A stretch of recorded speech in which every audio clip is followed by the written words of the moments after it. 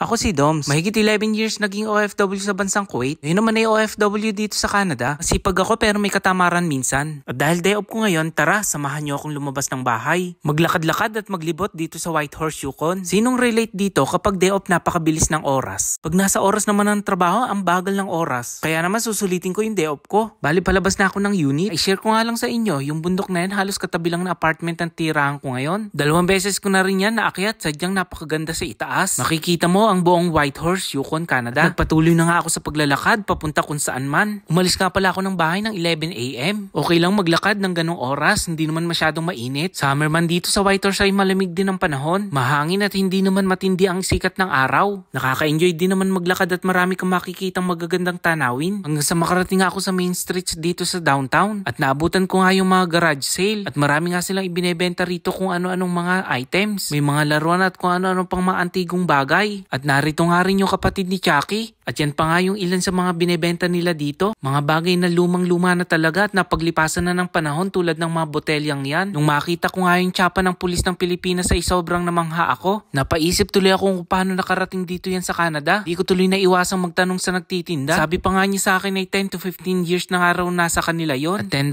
nga ang presyo ng tsapa. Isa rin sa mga antigo ay ang teleponong ito. Sadyang napakaluma na talaga. So hanggang dito na lang muna at paalam.